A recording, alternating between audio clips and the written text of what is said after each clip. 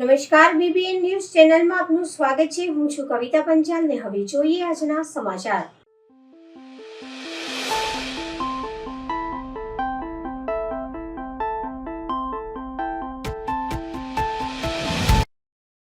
Provision સ્ટોરના માલિક દ્વારા બાકીના નાણાંની ઉઘરાણી મુદ્દે ટાયરની દુકાન ચલાવતા યુવકને હાથ અને મોઢા પર માર મારી ગંભીર ઇજાઓ પહોંચાડતા પોલીસ ફરિયાદ.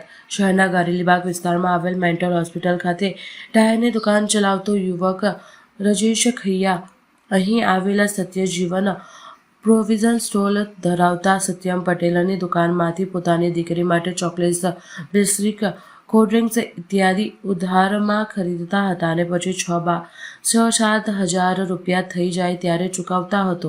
પરંતુ ગતરોજ સત્યમ પટેલ અચાનક રાત્રે રજેશ ખૈયા પાસે ઉધાર ઉઘરાણીની રકમ 7,000ની માગણી કરતા યુવકે 1-2 દિવસમાં આપી દેવાની વાત કરી હતી, જેથી સત્યમ પટેલે મોટેથી અશબ્દ બોલીને યુવકે શાંતિથી વાત કરવાનું જણાવ્યું હતું, જેથી ઉશ્કેરાયેલા સત્યમ પટેલે યુવકને ધક્કો મારી રોડ પર પાડી દઈ યુવકને ગળદાપાટુને માર મારીને શરીર પર મારવામાં આવ્યું હતું.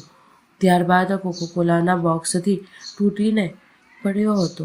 આ દરમિયાન બાજુમાં ચાની રેલી ચલાવતી મહિલા અને અન્ય એક દોડીને આવી યુવકને મારથી બચાવ્યો હતો. ઇજાગ્રસ્ત યુવકને સારવાર અર્થે SHG હોસ્પિટલમાં ખસેડવામાં આવ્યો હતો, જ્યાં તેના હાથમાં તથા નાકના ભાગે ઓપરેશન કરાયું હોવાની મોઢાના અને શરીરના ભાગે મૂઠમાર કરવામાં આવ્યો હતો. સમગ્ર મામલે કારેલીબાગ પોલીસ સ્ટેશનમાં ફરિયાદ નોંધાતા પોલીસે જરૂરી કાર્યવાહી હાથ ધરી છે. મેન્ટલ હોસ્પિટલની સામે દુકાન છે ટાયરનું. આપણે દુકાન બંધ કરીને મેં બેઠેલો હતો. એક કૂતરો બીમાર હતો. એ કૂતરોને આંખમાં થોડો તકલીફ હતો, એટલે કૂતરોને જો ફોન કર્યો મેં એવું કીધું મને એનું લોકેશન મોકલી આપજો.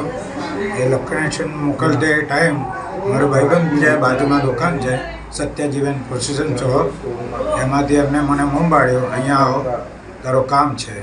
મેં પછી એમને થઈ ગયો તો પછી એમને મને કીધું તું પૈસા કેમ નહીં હાલતો?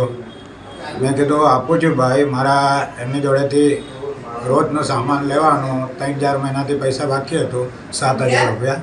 એવી રીતે જ મેં આપું છું એમને વર્ષોથી. સાથે 5-7 હજાર રૂપિયા થાય એ ટાઈમ પર મેં આપું છું. એટલે મેં કીધું 2 દિવસ લાગશે તને આપી દઈશ. એ બહુ ગાલાગાલી કરવા માંડી તો મેં કીધું શાંતિ રાખો ભાઈ, મેં આપું છું, 2 દિવસમાં આપી દઉં છું. એટલામાં તો મારો ફોન ખેંચ્યો, ફોન પડી ગયો. મેં કીધું એનો પેટમાં હાથ લગાવીને મેં કીધું શાંતિ રાખ, ધીમે બોલ, આજુબાજુમાં ના સંભળાવશો એટલે મેં આપી દઈશ. એટલામાં મને ધક્કા મારી નીચે પડાવી દીધું. પડ્યો એટલે પછી તો એ જે ટોક માર્યો જાનવરને મારે એવી રીતે આખું મોં ફોડાવી દીધું. એ હાથ તોડ નાખ્યો. એ હાથમાં કઈ સલિયા નાખ્યું છે કે એવું નાખ્યું છે મને ખબર નહીં સાહેબને. બે તાર જેવું નાખેલું છે ડ્રીલ મારી. ઓર એ નાકનો એક પાડિયા તોડ નાખ્યું છે. ઓર એ આખું મોં બધું ફોલાવી દીધું હતું. એ બંને બાજુ હમણાં થોડું ડાઉન છે. ઓર એ શરીરમાં બધું કેવી રીતે પાક મારીને આપણે WWFમાં કેવી રીતે ઉચ્ચીને ફેંકે. કોઈ શસ્ત્ર કોઈ પાઇપથી મારી કઈ રીતે? ના, પાઇપથી કશું નહીં. એ જાનવર જેવું છે, એનો હાથ જ જેવું. એ એકવાર નહીં, પહેલે બી 2-3 જણને એવી રીતે મારેલું. એ ટાઈમ પર મેં પકડી રાખેલું. એની શેની દુકાન છે, એનું નામ શું છે? એમનો પ્રોવિઝન સ્ટોર છે આપણે સત્યજીવન. તમારી માંગ શું છે? ચોકલેટ ઓર સિગરેટ, પાણીની બોટલ એ બધું વેચે છે. ત્યાંથી મેં પાણીની બોટલ બી લેવું છું, આઈસ્ક્રીમ બી લેવું છું મારા બેટી માટે. એટલે એના લીધે પૈસા થઈ ગયા હતા. મારા બેટીનું થોડું ખર્ચા થઈ ગયા હતા હમણાં, એટલે મારા થોડો ટાઈમ લાગ્યો. એટલે મેં શું છે એનો સત્યન પટેલ. તમારી માંગ શું છે એમના માટે? હવે મારી માંગ એવું છે, એમને સજા તો આપવું પડશે. મને આટલું બધું માર્યું. એ વિડીયો જોયો તો તમને ખબર પડે. એ ઘસડી રોડથી બહાર ફેંકે, પછી ફરી વાકડામાં ફેંકે, પછી બોર્ડમાં ફેંકે, તો બી ચલ્લા એનો ગુસ્સા નહીં થયો હતો. પેલું કોકોકોલાનો બોક્સ છે લોખંડનું, 2 બોક્સ જોઈન્ટ કરીને મને માથામાં મારવા માંડી. એટલે બાજુમાં એક ભાભી છે ચાવાળા, એમને પકડ્યો. ઓર અલ્પેશભાઈ કરીને મેન્ટલ હોસ્પિટલમાં જોબ કરે છે. FIR ફળે તમારી માંગ શું છે? હા, મારી માંગ એવું છે, મને જો 296/117/115 એ કલમ મને નહીં ચાલે. એમને તો બસ 300ના કંઈ છે ઉપર, એમને અંદર રહેવું પડે એવું મને માંગ છે. એ કલમ આપે તો બહુ સારું. શું નામ તમારું? રેજીશભાઈ કુમારંતિયા. વડોદરામાં રેલવે કોર્પોરેશન વેરા વિવાદનો અંત. સુપ્રીમ કોર્ટના ચુકાદા બાદ રેલવે તંત્ર ઝૂક્યું. 7 કરોડ બાદ વેરામાંથી 2 કરોડ ભરાયા. બાકી 5 કરોડ પણ ટૂંક જ સમયમાં ભરાશે. રેલવે કોર્પોરેશન સાથે MOU કરી બિલો ચકાસ્યા. 2003-4થી ક્ષેત્રીય ફળ આધારિત વેરો લાગુ. સુપ્રીમ કોર્ટે વડોદરા કોર્પોરેશનની તરફેણમાં ચુકાદો આપ્યો. ચુકાદા બાદ વડોદરા મહાનગરપાલિકાને થશે કરોડોની આવક. લાંબી લડત બાદ વડોદરા મહાનગરપાલિકાને મળી સફળતા. વર્ષ 2005થી અટવાયેલો હતો વેરા ઉઘરાણીનો મામલો. નવાયાર્ડ, છાની, પ્રતાપનગર, મકરપુરા, વિશ્વામિત્રી રેલવે સ્ટેશનના વેરા બાકી. ગુજરાત રાજ્યની તમામ મોટાભાગની મહાનગરપાલિકામાં આવેલી રેલવેની પ્રિમાઇસીસ સામે જે વેરા બિલો સામે રેલવે વિભાગને વાંધો હતો, તેના સામે યુનિયન ઓફ ઇન્ડિયા દ્વારા સેન્ટ્રલ કચેરીઓ, ગવર્મેન્ટની જેટલી પણ કચેરીઓ છે તેની સામે સુપ્રીમ કોર્ટમાં દાવો દાખલ કરવામાં આવેલો હતો. આ દાવો ચાલી જતા આ ચુકાદો તમામ મહાનગરપાલિકાની તરફેણમાં આવેલો છે. તે મુજબ હવેથી તમામ મહાનગરપાલિકાઓ અને રેલવે વિભાગ સાથે MOU કરવાનો ચુકાદામાં ઉલ્લેખ છે. તે મુજબ વડોદરા મહાનગરપાલિકા દ્વારા પણ ઉલ્લેખ થયા મુજબ MOU કરવામાં આવેલું છે. તે મુજબ હવેથી વડોદરા મહાનગરપાલિકાને રેલવે દ્વારા વેરો ભરવાપાત્ર થાય છે. તે મુજબ વડોદરા મહાનગરપાલિકાએ 7 કરોડ જેટલા વેરાના બિલો આપેલા છે. એમાંથી જે તમામ વેરા બિલની ખરાઈ કરીને તેઓ દ્વારા પેમેન્ટની કાર્યવાહી ચાલુ છે.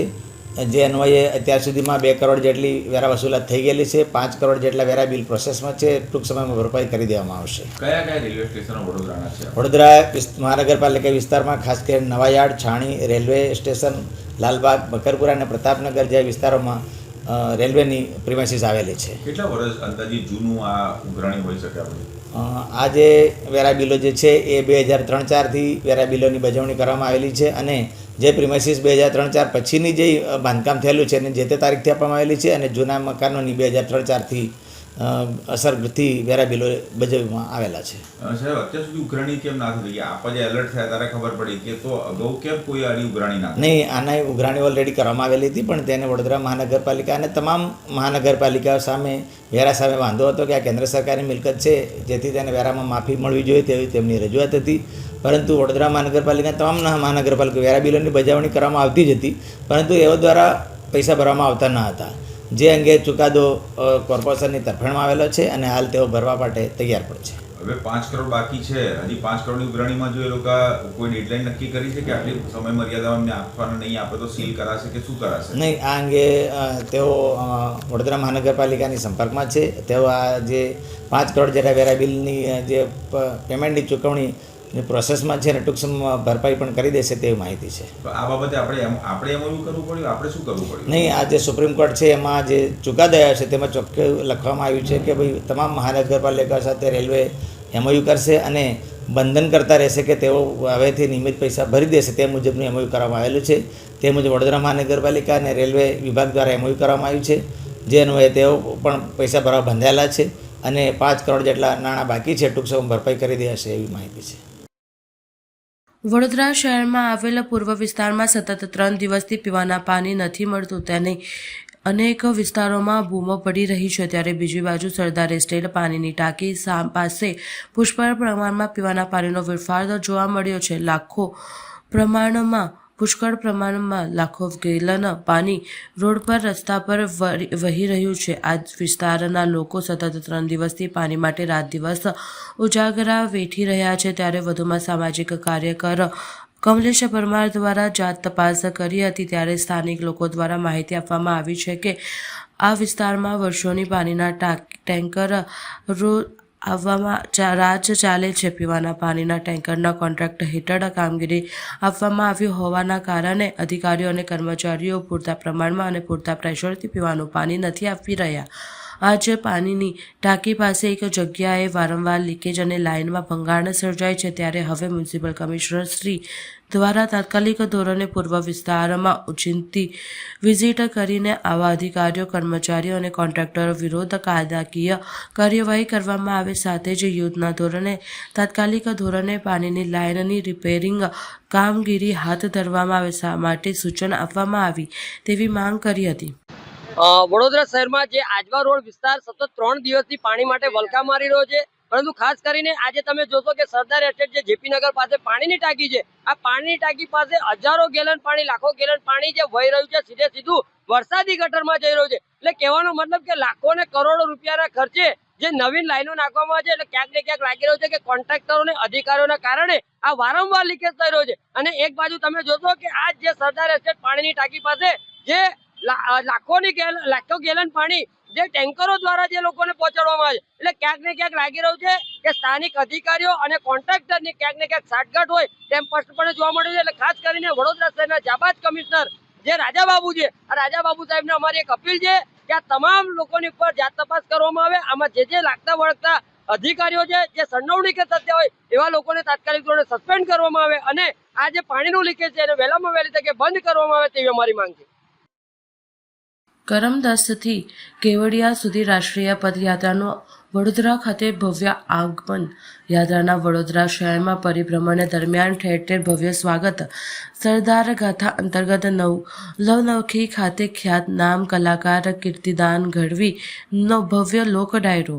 સમગ્ર વિશ્વમાં હિન્દુસ્તાનને ગૌરવવંતું સ્થાન આપનાર રાષ્ટ્રના પ્રધાનમંત્રી માન શ્રી નરેન્દ્રભાઈ મોદીજીની પ્રેરણાથી સરદાર વલ્લભભાઈ પટેલની 150મી જન્મજયંતિના વર્ષ નિમિત્તે વિવિધ કાર્યક્રમોનું આયોજન કરવામાં આવ્યું છે. તે અંતર્ગત સરદાર પટેલના જન્મસ્થળ કરમસદથી કેવડિયા કોલોનીથી રાષ્ટ્રીય પદયાત્રા સરદાર 150 યુનિટી માર્ચનો શુભારંભ તારીખ 26મી નવેમ્બરને રોજ મુખ્યમંત્રીના માનનીય શ્રી ભૂપેન્દ્રભાઈ પટેલ શુભારંભ કરાયો.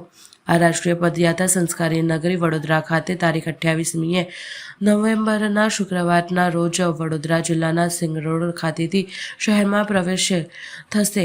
ત્યારબાદ રાષ્ટ્રીય પદયાત્રા તારીખ 19મી નવેમ્બરને શનિવારના રોજ ગોત્રી સેવાસી ખાતે જેસન કંપની પાસેથી પ્રારંભ કરવામાં આવશે. આ રાષ્ટ્રીય પદયાત્રાના સંયોજક સાંસદ ડોક્ટર હેમાંગ જોશી, શહેર અધ્યક્ષ ડોક્ટર જયપ્રકાશ સોની, માનનીય મંત્રી શ્રીમતી મનીષાબેન વકીલ, વિધાનસભાના મુખ્ય દંડક બાલકૃષ્ણભાઈ શુક્લ, મેયર શ્રીમતી પિંકી સોની, ધારાસભ્ય યોગેશભાઈ પટેલ, ધારાસભ્ય શ્રી કેયુરભાઈ રોકડિયા, ધારાસભ્ય શ્રી ચૈતન્યભાઈ દેસાઈ, કોર્પોરેશનના પદાધિકારીઓ તથા પક્ષ પદાધિકારીઓ, મ્યુનિસિપલ કાઉન્સિલરો, કાર્યકર્તાશ્રીઓ શુભેચ્છાઓ મોટી સંખ્યામાં જોડાશે. સરદાર પટેલ @150 યુનિટી માર્ચ રાષ્ટ્રીય પદયાત્રામાં શહેરમાં પરિભ્રમણ દરમિયાન તારીખ 29મીએ શનિવારના રોજ સાંજે 7 કલાકે આંતરરાષ્ટ્રીય ખ્યાત પ્રખ્યાત કલાકાર કીર્તિદાન ગઢવીના ભવ્ય લોક ડાયરો રાખવામાં આવ્યો છે. અખંડ ભારતના શિલ્પી, રાષ્ટ્રમાં પ્રથમ ગૃહમંત્રી શ્રી સરદાર વલ્લભભાઈ પટેલના સાચી અંજલિ આપવા માટે વડાપ્રધાન માનનીય શ્રી નરેન્દ્રભાઈ મોદીની પ્રેરણાથી યોજવામાં આવેલા રાષ્ટ્રીય પદયાત્રા સરદાર 150 યુનિટી માર્ચના વડોદરા શહેરમાં આગમન અને પરિભ્રમણ પ્રસંગે તથા લોક ડાયરાનો સંસ્કાર નગરીનો નગરજનોને ખૂબ જ મોટી સંખ્યામાં પધારવા માટે વડોદરા શહેરમાં સ્વાગત સમિતિ તરફથી હાર્દિક નિમંત્રણ આપવામાં આવ્યું છે. વિશેષ પત્રકાર પરિષદમાં આપણી વચ્ચે ઉપસ્થિત એવા કે જેઓ જે મોદી સાહેબનું સ્વપ્ન હતું એ સ્વપ્ન સ્ટેચ્યુ ઓફ યુનિટી, એની અંદર દેશના ખૂણે ખૂણેથી લોખંડ અને માટીનું એકત્રીકરણની જવાબદારી જેમને આપવામાં આવી હતી અને અત્યારે ભારતીય જનતા પાર્ટીના રાષ્ટ્રીય મંત્રી અને વિશેષ માર્ગદર્શન આપવામાં જે ગુજરાત પ્રવાસે નીકળ્યા છે, ગુજરાતના ખૂણે ખૂણે જેઓ અત્યારે પ્રવાસ કરી રહ્યા છે એવા આદરણીય ઓપી ધનકર સાહેબ, ઉપસ્થિત એવા વિધાનસભાના મુખ્ય દંડક અને રાવપુરાના લોકપ્રિય ધારાસભ્ય શ્રી બાલકૃષ્ણ શુક્લજી, વડોદરા મહાનગરના અધ્યક્ષ એવા ડોક્ટર જયપ્રકાશ સોનીજી, અકોટા વિધાનસભાના લોકપ્રિય ધારાસભ્ય એવા ભાઈ શ્રી ચૈતન્યભાઈ દેસાઈ, પૂર્વ સાંસદ બેન શ્રીમતી રંજનબેન અને આપ સૌ મીડિયાના મિત્રો, આદરણીય વડાપ્રધાન શ્રી નરેન્દ્ર મોદી સાહેબ દ્વારા જે સમગ્ર દેશની અંદર દર 31 ઓક્ટોબરે એક યુનિટી મેરેથોનની તો આયોજન વર્ષોથી કરવામાં આવતું હતું, પરંતુ જ્યારે સરદાર સાહેબના 150મી જન્મજયંતિ હોય ત્યારે સૌ પ્રથમ તો કેવડિયા ખાતે 31 ઓક્ટોબરે ખૂબ જ ઐતિહાસિક પરેડનું આયોજન કરવામાં આવ્યું હતું, જ્યાં સમગ્ર દેશમાંથી વિવિધ કૃતિઓ મોદી સાહેબે વ્યક્તિગત આવી અને નિહાળી હતી અને સમગ્ર વિશ્વની અંદર એકતાનો સંદેશો એમના દ્વારા આપવામાં આવ્યો હતો. ત્યારબાદ 26 નવેમ્બરથી 6 ડિસેમ્બર સુધીની રાષ્ટ્રીય યુનિટી માર્ચ, અને એ યુનિટી માર્ચની ઘોષણા દિલ્હીમાં આપણા રમતગમત અને યુવા મંત્રાલય અને એના આદરણીય મંત્રી ડૉક્ટર મનસુખ માંડવિયાજી દ્વારા કરવામાં આવી હતી. અને એના જ ઉપલક્ષમાં સમગ્ર દેશની અંદર તમામ લોકસભા વિસ્તારમાં આવી યુનિટી પદયાત્રાઓ એક પ્રતિકાત્મક રૂપે નીકળી હતી. પરંતુ જ્યારે ગુજરાત સરદાર સાહેબનું પોતાનું રાજ્ય હોય ત્યારે માનનીય મુખ્યમંત્રીશ્રી અને માનનીય ડેપ્યુટી મુખ્યમંત્રીશ્રી દ્વારા એવો સંકલ્પ લેવામાં આવ્યો કે ગુજરાતમાં તમામ વિધાનસભાઓમાં આ પદયાત્રાનું આયોજન થશે. અને અત્યારે જ્યારે આપણે વાત કરી રહ્યા છીએ ત્યારે 90% વિધાનસભા વિસ્તારોની પદયાત્રાઓ પૂર્ણ થઈ ગઈ છે. ત્યારે હવે રાષ્ટ્રીય પદયાત્રાનું પણ જ્યારે ફ્લેગ ઓફ ઓલરેડી થઈ ચૂક્યું છે, અને આજે જ્યારે આપણે પ્રેસ કોન્ફરન્સને અત્યારે એડ્રેસ કરી રહ્યા છીએ ત્યાં સુધીમાં વડોદરા જિલ્લાની હદમાં આ રાષ્ટ્રીય પદયાત્રા પ્રવેશી ચૂકી છે. ત્યારે માય ભારતના માધ્યમથી સમગ્ર દેશમાંથી ઘણા બધા યુવાનો આ પદયાત્રામાં જોડાયા છે. 150 તો રાષ્ટ્રીય પદયાત્રીઓ એવા છે કે જે કરમસદથી કેવડિયા સુધી સમગ્ર પદયાત્રામાં પોતે ઉપસ્થિત રહેવાના છે. અને આ યુવાનો સાથે માય ભારતના સહયોગથી NSS, NCC આવા તમામ જે સંસ્થાઓ છે, જે યુવાઓની સ્વૈચ્છિક સંસ્થાઓ છે, એના દ્વારા પણ આપણા રમતગમત વિભાગ દ્વારા પણ વિવિધ રીતે આ પદયાત્રાની અંદર વૈવિધ્યપૂર્ણ અમુક વાતો ઉમેરવામાં આવી છે. અને સાથે સાથે વિવિધ સામાજિક સંસ્થાઓ દ્વારા પણ આ પદયાત્રાની અંદર ઠેર ઠેર પદયાત્રાનું સ્વાગત પણ કરવામાં આવી રહ્યું છે. આપણા દેશના યશસ્વી વડાપ્રધાન શ્રી નરેન્દ્ર મોદીજીના પ્રેરણા અને માર્ગદર્શનથી કેન્દ્ર સરકારના દરેક મંત્રી પોતે આ પદયાત્રામાં પોતે ચાલવા માટે યાત્રીઓ સાથે જોડાવાના છે. વિવિધ રાજ્યોના મુખ્યમંત્રીશ્રીઓ, રાજ્યપાલશ્રીઓ અને તમામ મહાનુભાવો પણ આ પદયાત્રાનો ભાગ બનવાના છે. ત્યારે અત્યારે આ પદયાત્રામાં આપણા કેન્દ્રીય યુવા અને રમતગમત મંત્રી આદરણીય ડૉક્ટર મનસુખ માંડવિયાજી પોતે પદયાત્રા કરી રહ્યા છે. ત્યારે આ વિષયમાં વડોદરા મહાનગર દ્વારા પણ પદયાત્રીઓનો જ્યારે રૂટ આપણા માટે ખૂબ જ ગર્વની વાત છે કે વડોદરા જિલ્લાની અંદર સમગ્ર પદયાત્રાનો સૌથી વધારે ભાગ વડોદરા જિલ્લાની અંદર આવવાનો છે. ત્યારે વડોદરા મહાનગરમાં જ્યારે આ પદયાત્રા હશે ત્યારે આ પદયાત્રીઓ માટેની પણ વિશેષ આયોજન અને વ્યવસ્થા કરવામાં આવી છે. આ વ્યવસ્થાને આપ સૌ સમક્ષ જણાવવા માટે હું વિનંતી કરું છું આપણા વડોદરા મહાનગરના અધ્યક્ષ ડૉક્ટર જયપ્રકાશ સોનીજીને કે તેઓ વડોદરા મહાનગર દ્વારા કરેલી વ્યવસ્થાનું થોડું આલેખન આપે. અમે સૌ આપના આભારી છીએ કે ટૂંકી સૂચનામાં મોટી સંખ્યામાં પત્રકાર મિત્રો ઉપસ્થિત રહ્યા છે. સરદાર સાહેબ ગુજરાતના પનોતા પુત્ર હતા. સાથે સાથે દેશને એકીકૃત કરવા માટે જેમને અમૂલ્ય યોગદાન આપ્યું છે, એમનું જ્યારે 150મી જન્મ જયંતિ હોય, વિશેષ કાર્યક્રમો આયોજિત થતા હોય, એમાં પણ આ રાષ્ટ્રીય પદયાત્રા કરમસદથી 26 નવેમ્બરના રોજ પ્રારંભ થઈ ચૂક્યો છે. અને જેમ ડૉક્ટર હેમાંગભાઈએ જણાવ્યું એ પ્રમાણે આ યાત્રા અત્યારે વડોદરા જિલ્લામાં પ્રવેશી ચૂકી છે. વડોદરા શહેરમાં પણ આ યાત્રા આવતીકાલે એમનો પ્રારંભ થવાનો છે, આગમન થવાનું છે.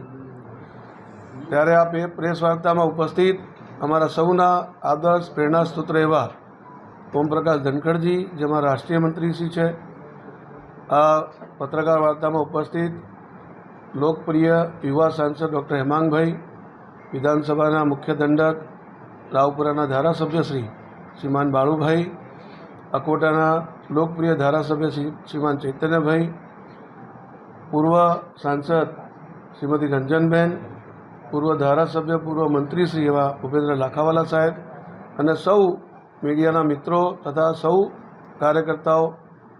આ કાર્યક્રમ જે થવા જઈ રહ્યો છે, ઘણા સમયથી એની ચર્ચા છે.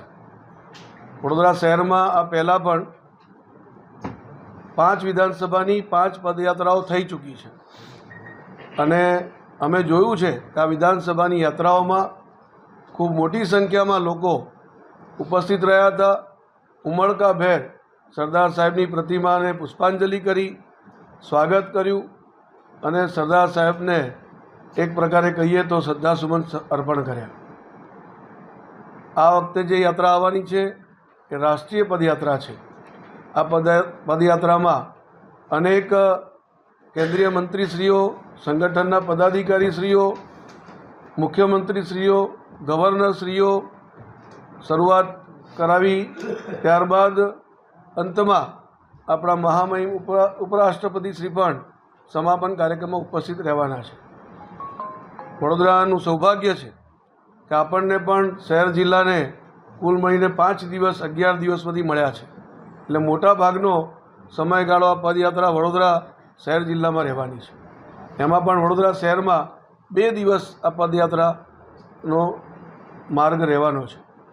આવતીકાલે એટલે કે દિનાંક 29 તારીખે સવારે 8 વાગે સેવાસી ખાતે આ પદયાત્રાનું આગમન થશે. ત્યાં ભવ્યાતિ ભવ્ય રીતે આપણે સ્વાગત કરવાના છીએ. સમસ્ત સમાજ, પાટીદાર સમાજ, અન્ય સમાજ, ધાર્મિક સંસ્થાઓ, સામાજિક સંસ્થાઓ સૌ ત્યાં આ આગમન વખતે સ્વાગત માટે ઉપસ્થિત રહેવાની છે. ત્યારબાદ એ યાત્રા આગળ વધીને ગોત્રી ગામ, ત્યાં પણ ગોત્રી ગામ અને બાકીનો જે આજુબાજુનો વિસ્તાર છે ત્યાંના સમાજ, સામાજિક સંસ્થાઓ વગેરે ગોત્રી ગામ આગળ સ્વાગત કરશે. ત્યારબાદ હરિનગર 4 રસ્તા, ત્યાં પણ સાઉથ ઇન્ડિયન જે સમાજ છે મોટી સંખ્યામાં ઉપસ્થિત રહીને આ સ્વાગત કરવાનો છે. સંપૂર્ણ રૂટ જે છે એ ત્યારબાદ ઇસ્કોન મંદિરથી SMVS સ્વામિનારાયણ મંદિર, ત્યાં તાંદલજા ગાર્ડન, ત્યારબાદ અટલાદરા બ્રહ્માકુમારી સેન્ટર અને અટલાદરા મંદિર BAPS સ્વામિનારાયણ મંદિર ખાતે સરદાર સભામાં આ યાત્રા પરિવર્તિત થશે. ત્યાં અમારા આદરણીય રાષ્ટ્રીય અધ્યક્ષ શ્રી અને કેન્દ્રીય મંત્રી શ્રી JP નડ્ડા સાહેબ ઉપસ્થિત રહેવાના છે અને અમારા પ્રદેશ અધ્યક્ષ શ્રી જગદીશ વિશ્વકર્મા સાહેબ ઉપસ્થિત રહેવાના છે. એ સિવાય યાત્રામાં જે પદયાત્રી તરીકે માન્ય કેન્દ્રીય મંત્રી શ્રી મનસુખ માંડવિયાજી એ પણ જોડાવાના છે અને શ્રીમાન જીતુભાઈ વાઘાણી અમારા રાજ્ય સરકારના મંત્રીશ્રી એ પણ જોડાવાના છે.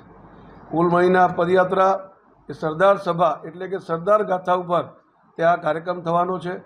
ત્યારબાદ યાત્રા આગળ વધીને મુંજ મહુડા મહારાષ્ટ્રીયન સમાજ દ્વારા ત્યાં મહારાષ્ટ્રીયન કલ્ચરથી આ યાત્રાનું સ્વાગત થવાનું છે.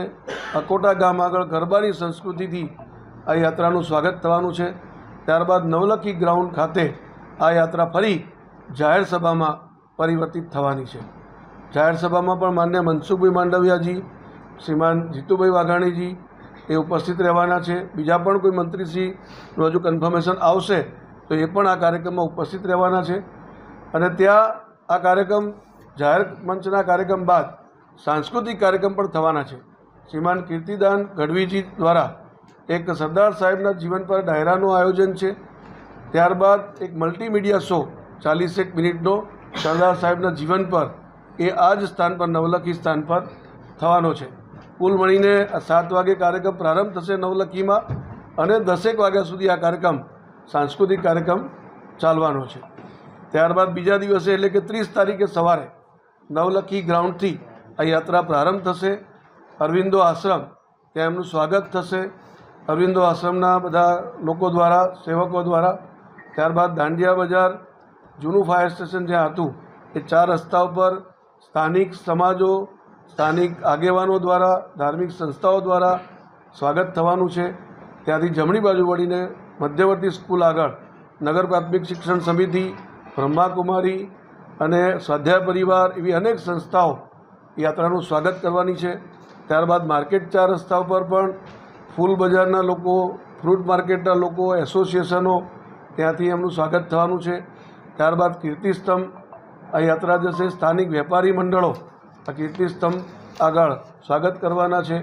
ત્યારબાદ રાજમહેલનો જે મુખ્ય ગેટ છે ત્યાં પણ સ્વાગત અને કલ્ચરલ કાર્યક્રમનું આયોજન થયું છે. ત્યાં રાજપૂત સમાજ દ્વારા અને રજવાડું થીમ પર, કારણ કે 562 રજવાડાઓ સરદાર સાહેબે એકત્રિત કરીને ભારતને એક ભારત બનાવ્યું એવા ત્યાં થોડી એ થીમ પર સાંસ્કૃતિક કાર્યક્રમ રહેવાનો છે. રાજપૂત સમાજ દ્વારા એમના પરિવેશમાં આ યાત્રાનું સ્વાગત થશે. ત્યારબાદ મેઇન રોડ ઉપર થઈને કાશી વિશ્વનાથ મંદિર જશે, ત્યાં પણ સ્વાગત થવાનું છે.